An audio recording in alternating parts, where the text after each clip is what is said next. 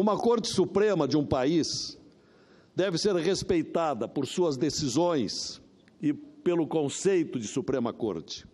Se isso não ocorre atualmente aqui no Brasil, é porque tem havido indicações políticas para sua composição.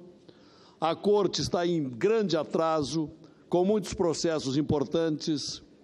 Ministros, em sessões recentes, têm trocado ofensas morais de um nível deplorável, ferindo a dignidade própria deles e ferindo a dignidade necessária a um Tribunal Supremo. Tudo isto, senhores senadores, causa espanto e decepção, porque o Supremo teria atualmente um grande compromisso, um papel fundamental com a democracia brasileira, regime de liberdade, de respeito entre os poderes e que deve atrair o respeito popular. Mas não é bem o que está acontecendo.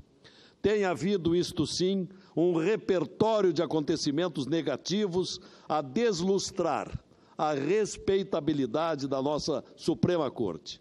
Ora é um ministro interrompendo o julgamento porque tem um check-in vencendo e tem de sair às pressas para o aeroporto, como se o julgamento que ele deveria estar fazendo não fosse a sua atividade essencial e prioritária. Um outro largando um julgamento porque tem um compromisso distante do Brasil, que teria que atravessar o Atlântico para comparecer a um seminário em Lisboa.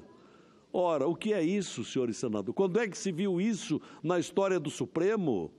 Isso é um desvirtuamento da atividade fundamental da Suprema Corte. Um outro ministro chama o outro de psicopata, e em plena sessão do Supremo Tribunal Federal, sessão televisionada para o Brasil e para o mundo, e para aparecer nas capas de jornais no dia seguinte. Onde é que está o respeito pessoal, a dignidade da Corte? Ora, jamais se viu um nível tão baixo de comportamento num poder da República, importantíssimo nesta hora de conturbações nacionais, onde justamente o Judiciário deveria pacificar as relações e fazer justiça e apenas fazer justiça. A par disso, o corporativismo, em função do patrimonialismo, é outra anomalia que nós estamos presenciando. Processos judiciais importantes estão represados. Alguns órgãos do Judiciário, principalmente da primeira instância, vêm andando rápido, outros engatinham. Tudo isso de forma escancarada a conspirar contra a credibilidade popular de nossa Suprema Corte, principalmente. A imprensa, rádio, televisão fazem cobranças diariamente de eficiência e de imparcialidade, mas sofrem ataques por quem quer ver continuar toda essa confusão instalada no Brasil. Por tudo isto, senhores senadores e senadoras, o debate público hoje sobre o Judiciário não é favorável, especialmente quando se trata do Supremo Tribunal Federal, de uma história honrada pela formação de seus integrantes. Não por outra razão eu tenho proposto aqui nesse Senado a PEC 35, de 2015, de que precisamos mudar o sistema de formação do Supremo, de modo a tornar-se um Supremo admirado e de se fazer respeitar pela eficiência, pela competência, pela imparcialidade e por apartidarismo. Hoje, o Supremo é uma corte de cargos vitalícios, nomeações pelo Poder Executivo de plantão, conforme sua identidade ideológica e conveniência.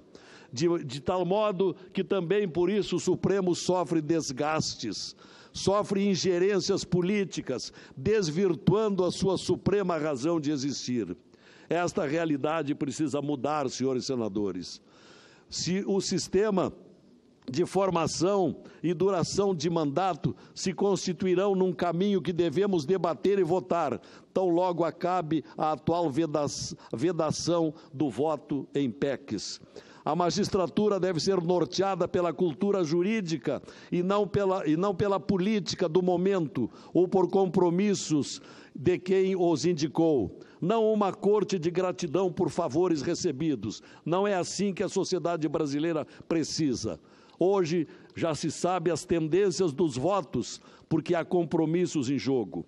E o Supremo Tribunal Federal vacila. Em 2009 decidiu de um jeito com relação à prisão em segunda instância. Em 2016 votou em sentido contrário. E agora, casuisticamente, quer a reabertura do debate da prisão em segunda instância. Tudo isto é causa de insegurança jurídica e tudo isto é causa de certa desmoralização da nossa Suprema Corte. É o que tinha a dizer, senhor presidente.